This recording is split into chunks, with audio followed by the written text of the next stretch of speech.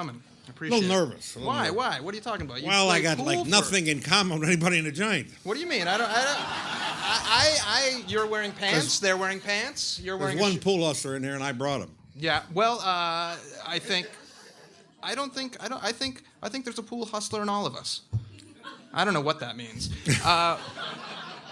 But it's the Encyclopedia of Pool Hustlers, and a hustler, of course, is somebody who acts like they're terrible and then takes your money when it turns out that they're great. But you write that you didn't take pleasure in doing that, which is a nice thing. No, I was what they call a gunfighter. Okay. I like tough action. There's so many terms. There's a glossary in the back. Right. And you should have done it, and I like the book is great, but in the glossary you should have had it like Shakespeare, where the glossary is at the bottom of each page, because I had to keep flipping to the back. There's a few terms. There's nuts or the nuts. What does that mean? Well, that term is pretty well known now because of poker. Nuts means you can't lose. It's a tremendous advantage. You got the dead nuts. The Hungarian nuts they call it. It means that whatever you're doing, you're pretty sure you're going to win. You're unbeatable. You don't have to. It's not 100%, but you've got 100%. a big advantage. What about playing on ass? I hate to snitch on them, but there's a friend of mine in here that was one of the best in the country. Had it okay. Playing on ass. When we were hustling, yeah. Yeah. It was tough in the old days. What is it? You played with no money. Yeah. So, you'd be. What happens if you lose? What happens if you lose? Different things happen. Yeah. I mean, you better win. Some of the terms aren't really pool terms per se. For example, I mean, my friend played. Mickey. Shit, Mickey. My friend played against a juice collector for the mob. A juice collector. We had no money. Yeah. And I thought he had money. I said he couldn't possibly be playing this guy with no money, And the guy was a really terrible, terrible guy. And, we win the first game, miraculously, Yeah. And the guy hands him a bill, more than what the game was for, and he wants change. Well, we don't have any change. I don't picture people in the mob asking for change. So, right, anyway, my friends go ahead, just mark it up. We'll be okay later, Yeah. We'll settle up later. Anyway, we ended up getting out of the trap, but You're still here. scary. You're both here. So. Definitely. Yeah. All right. Don't avoid the question here. Shit, Mickey. Not a pool term, really. No, what that is you give that to when you're hustling. A lot of times there's people that want to stick their nose in your business. I mean, they try to. You're trying to win and you're working. You're on the job, and they're butting in, and so what you do in certain spots. Usually might be big. Usually big guys too, because they wouldn't do it if they weren't threatening kind of people. But you'd have a little something for them. So it's really basically rat poison. A little bit. And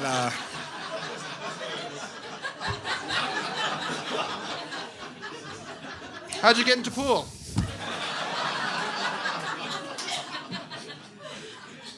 So anyway, you give it to a guy, and it starts coming out of both ends. Yeah. And you usually go and you lock the bathroom door to make sure you go in there and lock the bathroom door ahead of time. Yeah. So he's beating on the door. He's puking and anyway. So. Is it a nice community, guys?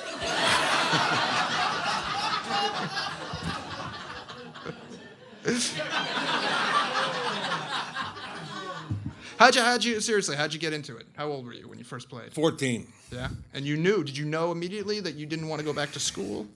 And you wanted to just... I did go to school. I mean, I got a year and a half college, But I had a scholarship to University of Illinois. Art scholarship. It was given me by the mob. Yeah. Yeah, really. I'm from Bridgeport. And, what do they want? Like murals in their offices? No, they're allowed a couple scholarships every year, and so they gave me one. The guys from the First Ward office, and so anyway, I went down to the University of Illinois. I stayed there a week, and I just couldn't be away from. That wasn't pool. you. Yeah. So I came back, which I was in a lot of trouble, With your parents. No, with the mom. Okay. I mean, it's a pretty We valuable. want you to get a decent education. It's a pretty valuable commodity, 4-year scholarship, so. Yeah. But anyway, they managed to give it to somebody else, so everything cooled out. And I went back to Bensinger's, the pool room there. Bensinger's, the famous Chicago. Famous what's, Bensinger's. What's the scene like today in Chicago pool? Nothing? It's horrible, nothing. Dead. What do you It's think? over. Do you think we've become too? Wussified. Yeah, that's. I was gonna say sophisticated. I wouldn't call But it here's that. here's the thing though. At the same time that scene is dead, you go to any fraternity house in America, you go to a lot of rec rooms in people's basements. There's a pool table.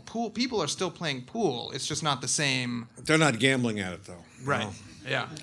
They're not competing at it either. Gentlemen's bets. We competed, okay? Yeah. It was hardcore. We wanted to win, Yeah. and the other guy wanted to win. Yeah. And you just went at it until somebody dropped, You played, they call you a straight ticket. Straight ticket means you don't quit till you're broke. Yeah. That's a straight ticket. There are no more straight tickets. Today, a guy loses 2 games, 1 or 2 games. I've had enough. Were you able to make a living?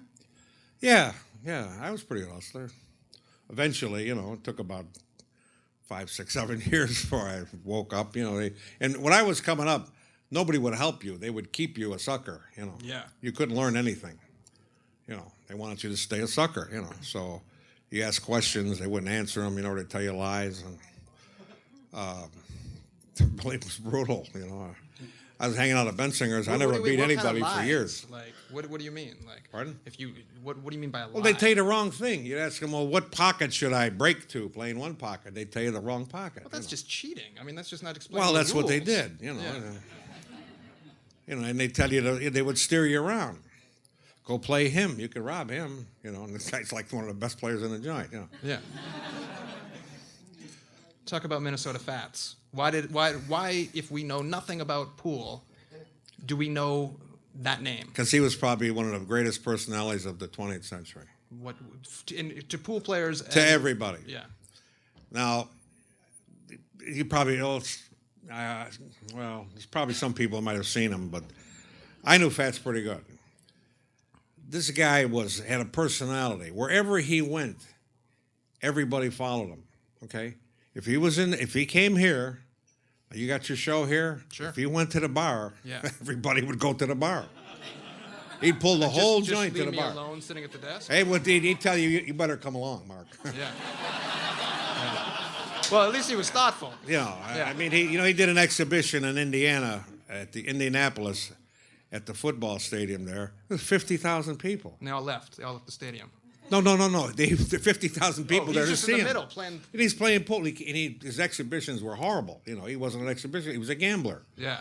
So he'd set up these trick shots. He never made any, But he talked. His conversation, it was phenomenal.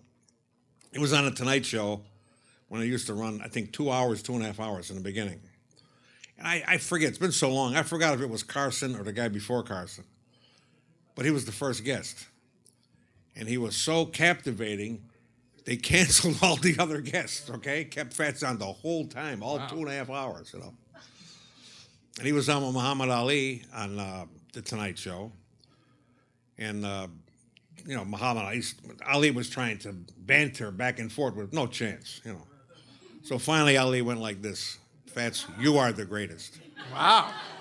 So that's, So can you think back to a shot you made that you just can't believe you made it? The best shot ever, the best that you'll never repeat it, and you don't think even people that you play that you looked up to could make. Well, yeah, I could think of one. Well, just keep it to yourself. Tell us. Well, I was playing in my friend who was here, we were playing in a bar on Rush Street upstairs in the old poorhouse. And we're playing, naturally we don't have any money. And we're playing these football You're players. playing on ass. On ass. Yeah. And, I mean, it's only $10 a game, but still, people don't like that, you know, Yeah, if they win, you know. And the table was was pretty close to the wall. So it had come up. And these guys didn't play too bad either, playing partners. And the shot come up, I got to shoot the 8-ball. And I'm up against the wall, and I got to shoot the stick up like this because I can't, you know, there's no room back here. Yeah. And I got to make a long bank. Okay, and if I miss it, their ball's hanging in the pocket. The other ball, their last ball, and the 8-ball, the guys 10-1 to make that and make the 8 and beat us, you know. And if they win, well, we're in trouble. You know, they were big guys, and we're upstairs. Nobody's up there, you know. And my friend is not a thug, and I'm not a thug, you know. Anyway, I whizzed it in, and they quit. They quit too after that. They only played one game, and we went dancing down the street. Went to the Chinese restaurant, you know what I mean? Had a big meal. Yeah. The egg rolls. The whole fried deal. rice. You could eat pretty good back General then. yeah. That was probably the best shot. You know, it was worth $20. Yeah. Well, Freddie, it was a pleasure having you on. Thank you, Mark. Books for sale out there. Freddy the Beer.